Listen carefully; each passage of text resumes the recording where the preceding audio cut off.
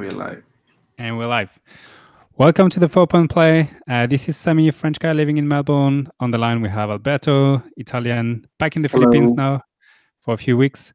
And we're two mates. We met in Melbourne. We love the NBA. And every week we discuss 3 And one. NBA topics. I thought you had forgotten. There was a big blank silence.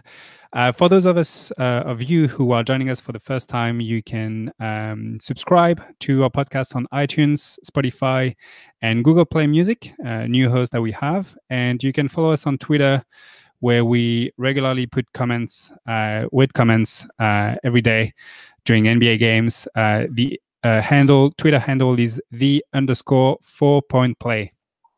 To find us. Alberto, it's great to have you on board for another podcast. And there's a few things that we could discuss this week. We're going to get right into it because there's no time to waste, and certainly quite a few things to discuss. The first thing that I wanted to talk about was the mighty Warriors. We actually haven't discussed much about the Golden State Warriors. They've been kind of coasting for the first part of the season. Obviously, DeMarcus Cousins is now back with the Warriors. It's a small sample, but he's shown in the 2 games that he's played very high energy, going back in defense, which is kind of incredible for DeMarcus. He's been making quite a few good passing plays, like playing like the center that the Warriors kind of need, as opposed to the DeMarcus that we're used to. So my question to you is basically, should we just stop watching the NBA altogether? And is there any hope for the rest of the league, now that the Warriors seem to be even better than what they were last year? Oh man, when you first mentioned you were going to talk about the Warriors, I thought you were going to mention Steph Curry's failed dunk attempt. That was funny. That was extremely funny. That was extremely funny. There's already like a few memes out there on the internet. The thing with Absolutely. the Warriors that everyone underestimates or they don't talk about it is that I think they won 9 out of the last 10 games. So regardless of the DeMarcus, they're coming back. And regardless of everything that's happened, the KD, Draymond thing, yep. The injuries, Steph out, they were still like half a game away from the Denver Nuggets. So I don't know. Is the season over? I would say if the NBA was a regular season kind of league, yes, but it's not. There are so many factors that will actually be part of, the who's gonna win the title this year and in the next coming years, that I still believe that you have to play. Everything can happen. 2 years ago, the Warriors were down 25 points against the Spurs until Zaza Pachulia just decided to crash the Spurs' hopes and all of the other teams' rivals' hopes. And last year, if you think about it, Game 3 was a big game. So the Game 3 of the NBA Finals Game 1 was a big game. It could have gone either way, and the Warriors won. But hey, the Cavs could have stolen it. So you always have to play, regardless of what I just said. The Warriors are very difficult to beat. Very difficult to beat, and with a player like DeMarcus that can space the team and the area very well, I think it's gonna be very difficult. We're gonna see lots of games, even in the playoffs, where the Warriors, by halftime they're already up 25 points. But it's all about focusing and concentration and how they actually enter the game. Yeah, I think what's going to be, barring injuries, I just have very little hope for the rest of the league, unfortunately. It is a great season. I thoroughly enjoy watching NBA this year and watching a lot of different teams apart from the Warriors. But it seems that they have found in DeMarcus, and maybe that's a little bit premature, but kind of another gear, another high IQ player who is going to make the right play multiple times with Golden State and with the different players that they have. So let's see how this goes. I don't know if DMC is going to be happy playing, kind of like second fiddle to the guys like KD and Steph moving forward. At some stage, 15 games in, he might say, "Well, I also need to play for my next contract because I'm not, the Warriors are not going to re-sign me. That's a So very good point. give me the ball on the low post and let me go and or I don't know, bring the ball up coast to coast and try." I don't know, ask for the pick and roll on Steph, making the pick on me and me driving to the paint or whatever. So we'll see. Things can still go different ways. See, but I think these minor factors need to be taken care of by the Warriors management, like very carefully, because this thing with DeMarcus, hey, I need to earn my new contract this year. You guys are paying me only $6 million, and KD is, hey, next year I want to earn as much money as possible. And Draymond, hey, we want without you, KD. So there's a lot of, and also Clay, but I think that Clay is the chillest guy ever. There's a lot on the line for the Warriors.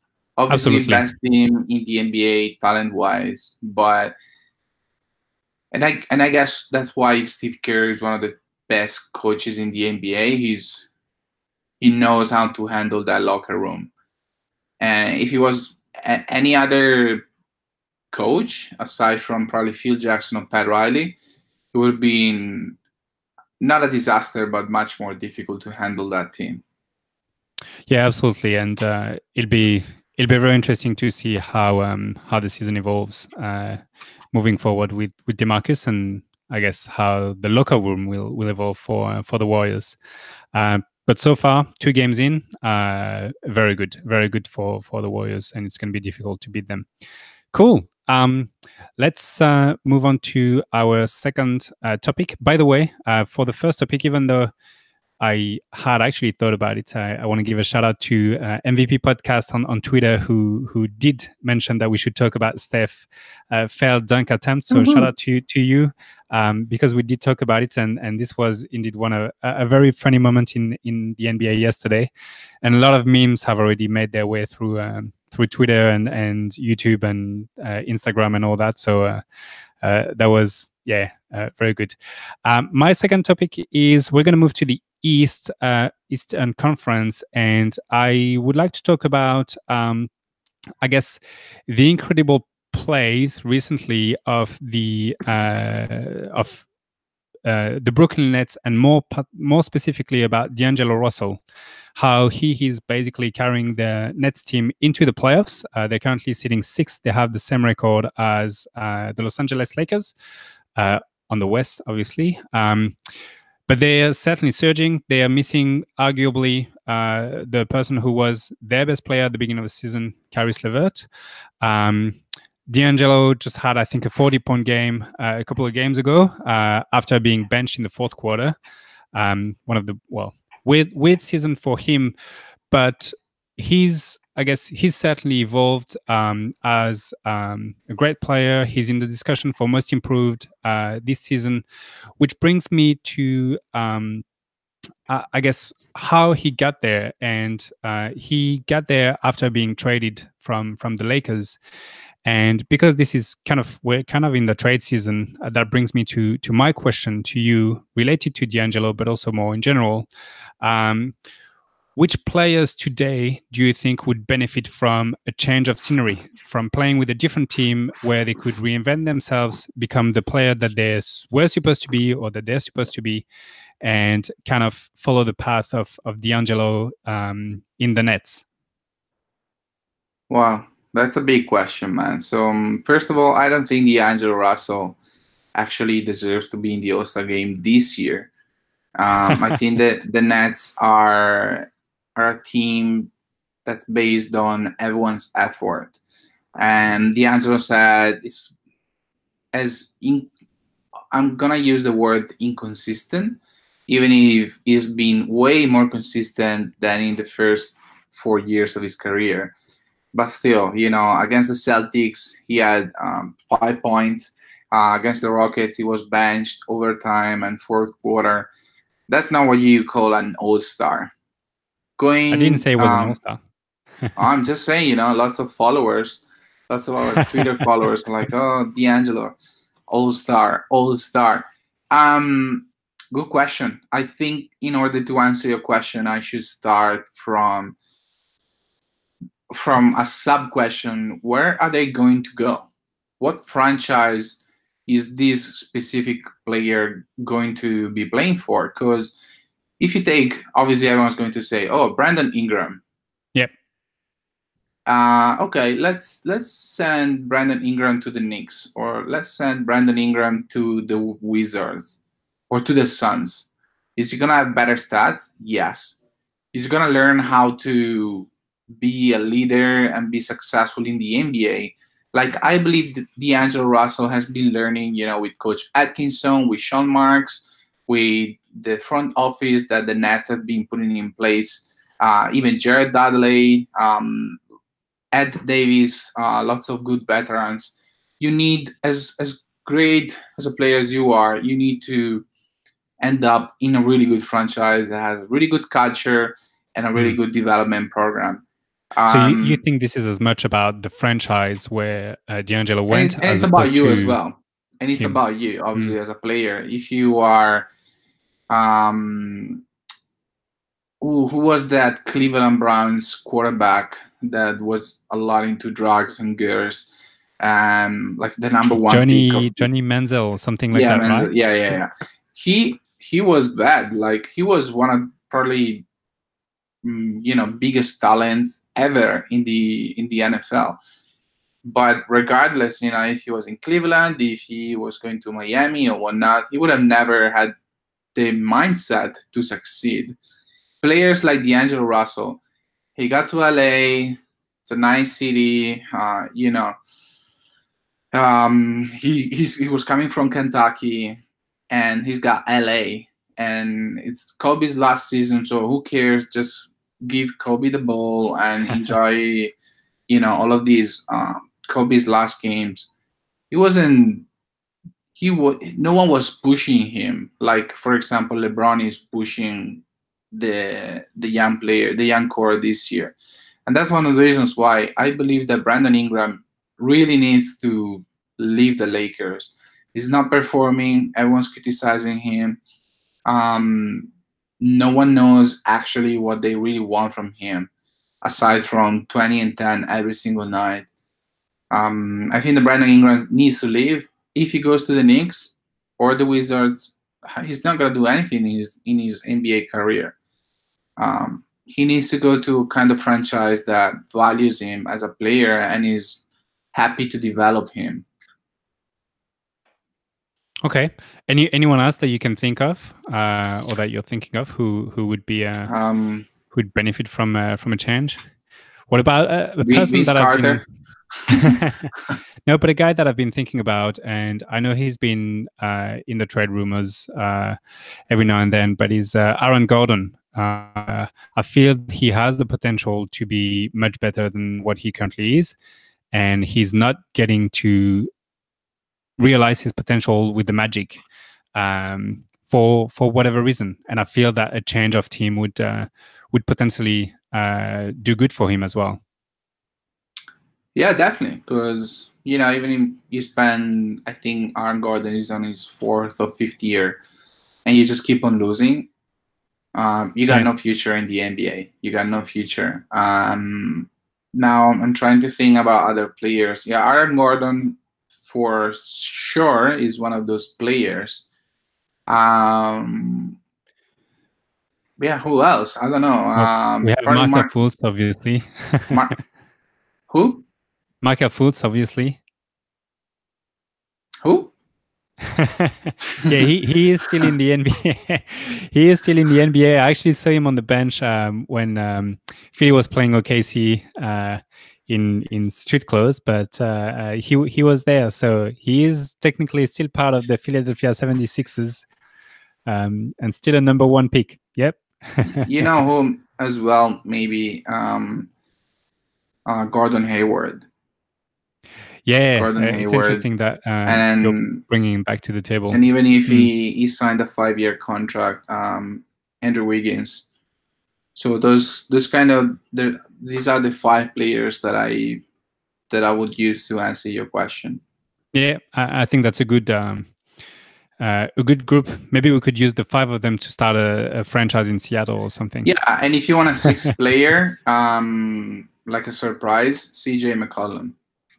Interesting. He had a good game today. Finally, um, Yeah, he's playing well, but you know, I but the don't know if he has question, another level though. I don't know if he has an extra gear, and if he could become really like kind of night and day the way that D'Angelo has been with Brooklyn versus the Lakers, and he particularly reminds me this of year. Mitch Richmond, Who? CJ McCollum from a statistical point of view. Mm. And he actually had to go to the Lakers in one of his last seasons to win the ring. But we already spoken about it. Like, have a look at the Trailblazers. 29-20 this season, another great season, honestly. But are they going to the Western Conference Final? Yeah, we both know that they're not. Yeah. And yeah, that's unfortunate. But as I said a few podcasts ago, they're irrelevant for the next few years, unfortunately, unless they do something drastic and change. Yeah. I don't think they're going anywhere. Okay, Man, cool. you only have one more topic. What is it? I only have one more topic to hit my third point, and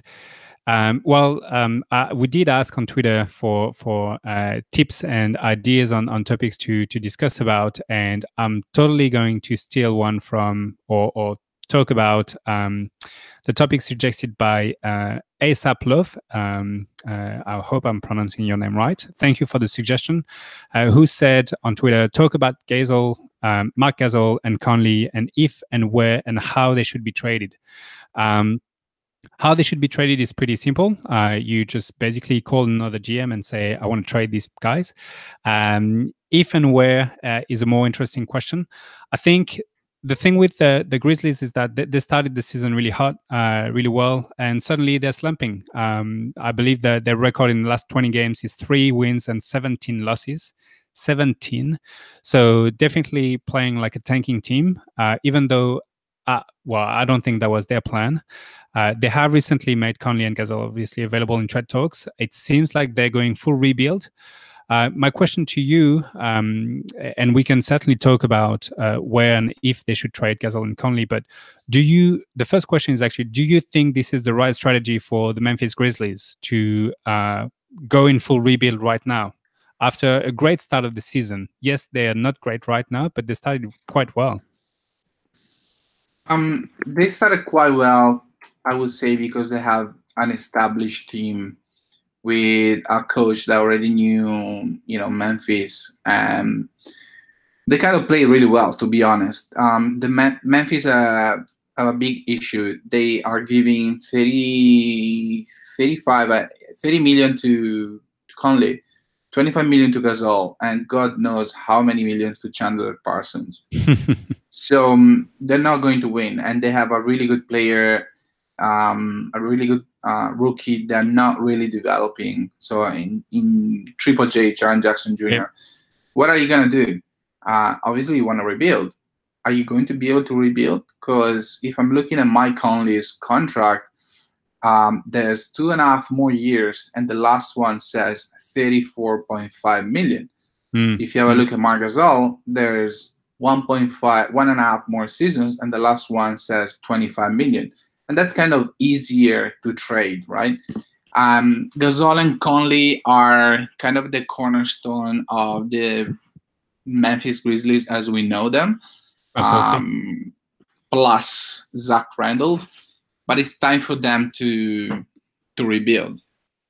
The question for me, more than is this the right strategy, the question is, are they going to be able to find a team who's willing to invest into Mike Conley? Because Marc Gasol, I'm sure they're going to be able to trade him. A couple of years, 1.5 years is not that much. One company can go all in. One of the teams that can eventually trade for Conley is Phoenix. But then again, we're talking about 30 million. Um, 30 million a year. I don't know, dude. Maybe Dallas. You know, if I was Dallas, I would probably give that a try for two reasons. Actually, now that I think about it, you know, we got Doncic, and maybe he doesn't need Conley right next to him. But I would think about it because Conley's not that old. Dennis Smith Jr. is looking for a trade, and no one wants to go to Dallas. That's the reality. I don't know why free agents don't want to go to Dallas, but they just don't go. So you need to trade. Another team that was in the trade discussion was Indiana or Chicago and Minnesota.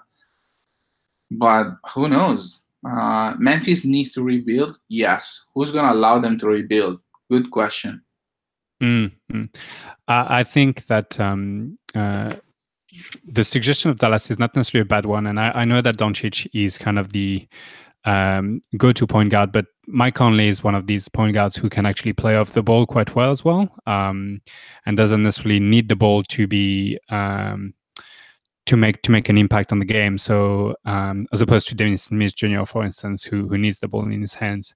If you're going full rebuild, you can certainly be interested in a guy like Dennis Smith for Conley. I think the trade wouldn't be as straightforward because the salaries would need to match. So you'd probably have a couple of picks as well that you would add and things like that. I'm not sure that the Mavs are in that position because they're also kind of they're not tanking, but they're not necessarily in the playoff discussion either. So it's a difficult move to say, okay, let's go all in this year, absorb Mike Conley's contract for the next 2 years, But you know what? It's completely different than a player like Paul George was, like Kawhi was. Even if if the contracts were expiring, they were young. We're talking about a player like Mike Conley. He's not that old. I think he's 28, isn't he? No, Mike Conley is 31. All right. Well, 3 more years then. Too late, mate. Too late, mate. So yeah, we'll see. We'll see. What do you think about Paul? Not Paul, but Marc Gasol. Everyone is suggesting he goes to San Antonio as well, or to Boston. It'd be interesting. It would be interesting to have the Gasol brothers reunited in the Spurs. I don't know why Boston. You have Al Horford is basically kind of a very similar player.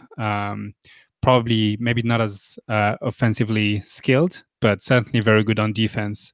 Because if you are able to send Gordon Hayward away, and Memphis is willing to take him, you do that. Yeah, I don't know. What do you do then at center? What do you if you have Horford or you would trade Horford and Hayward for Gasol? That's a bit too much. No. I don't. You think figure it out. You figure it out. You can play with these two players, especially because both Gasol and Horford can space the field very well, the court very well. I'd need to put that in the trade machine and see if it works before going any further. I like the idea of having him in the Spurs. I think that would be a nice way forward in his career, and I think he would certainly enjoy playing with his brother. And I think the Spurs are actually a team which would greatly benefit from a guy like Gasol. He could play next to LaMarcus. He could play next to DeRozan. That's not a problem. So it could actually be a good fit. I'm not sure what you send away if you're the Spurs. Probably would have to include one of either DeJounte Murray or Derek White, or what's the name of the other point guard? The rookie Walker, Lonnie Walker. So it's not a done deal, and again, you'd have to find a way to match the salaries. And to match the salaries, you may actually have to trade Pau Gasol away. So that's that's not solving the issue of having the Gasol brothers playing. That could be a good way, of just sending like Pau Gasol, 16 million for 2 years, if not mistaken. Yeah, exactly. But what's the interest in Memphis getting another Gasol back? Oh man, I don't know. Memphis they're probably gonna waive him like they did with Carmelo. Yeah, I don't know. Anyway, it's a big one. I'm not sure what I would do with Memphis. And again, maybe they've just been slumping for the last 20 games, but the Pelicans were also a few games ago in the doghouse and 14 in the West, and had no chance of making the playoffs. And yes, it's going to be difficult, but certainly they're back in the discussion at least. So, I mean, I'm not saying Memphis is there, but it's a difficult decision to make halfway through a season when you started so well. So good luck to the owners. I'm happy that I'm not the GM, and I can just pretend that I make some random trades while you scratch your head and figure it out, and not having any sleep at night. Cool. That's all for me. 1, 2, 3 topics discussed. What are you going to hit me with? Let's remind everyone the actual rule that we put in place last week. You cannot talk about number 77 from the Dallas Mavericks, even though we just spoke about him a little bit as well. So I'm sorry. Oh my God, man. I need to change my topic. So if I need to change my topic, I'll just go with the help of another follower of ours, Lea Maritz, half Croatian, half Italian, living in Chicago. Thank you so much. 13 years ago, Kobe Bryant scored 81 points against the Toronto Raptors and Black Jalen Mamba. Rose. Black Mamba, man. I can't believe it's already 13 years. And when I read that tweet, I started looking at this player who's doing quite well, about 20 games with 30 plus point, consecutive games with 30 plus point. And, obviously we're talking about the beard, James Harden. And then I was looking at his game highs over the last 5 years. He's got 51, 50, 53, 60, and 58. Those are his game highs in the last 5 years. And the craziest is that I believe in the last 2 or 3 games, all of his points are unassisted. Yep, correct. So, if we compare it with Kobe's 81, it would be interesting to have a look at that stat, but I tried to have a look at a few highlights. There were quite a few assists there.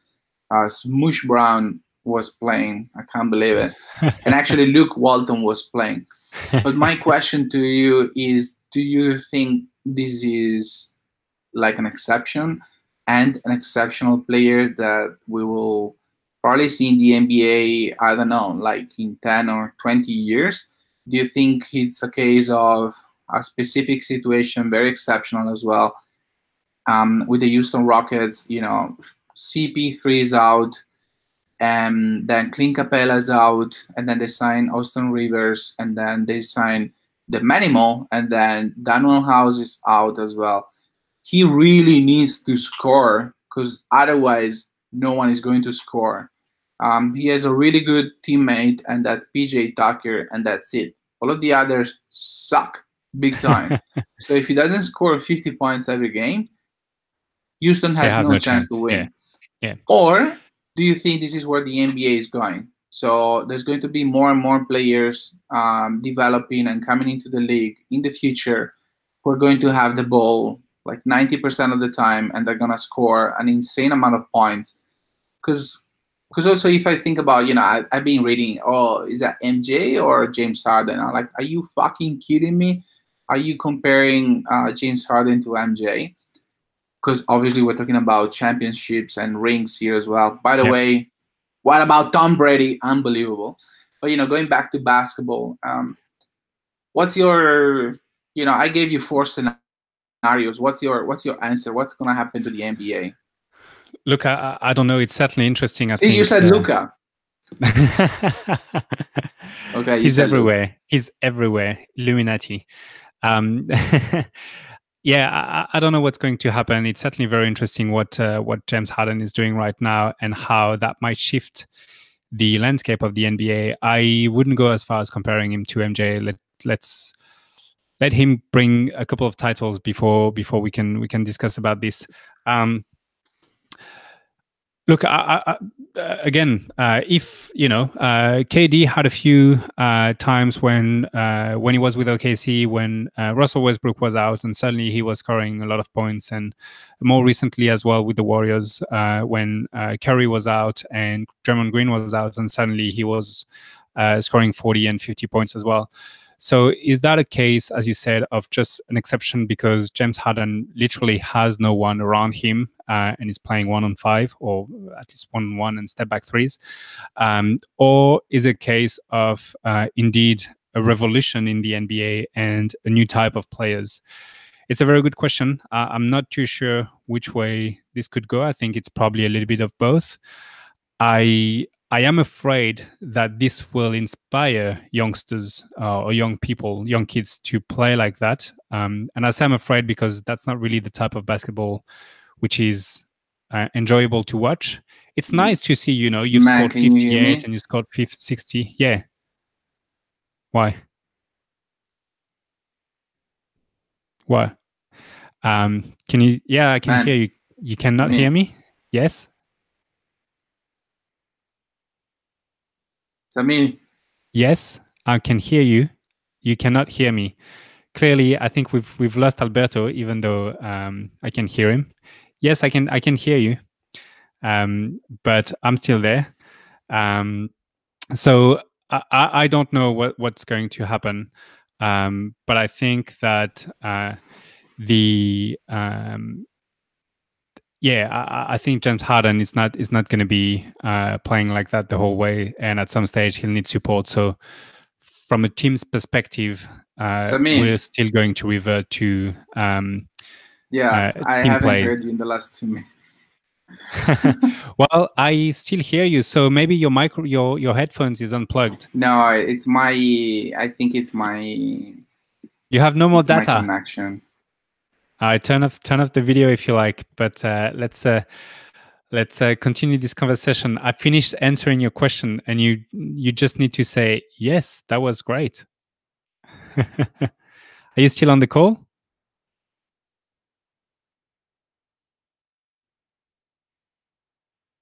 I think you turned the camera. You left the call, but you need to come back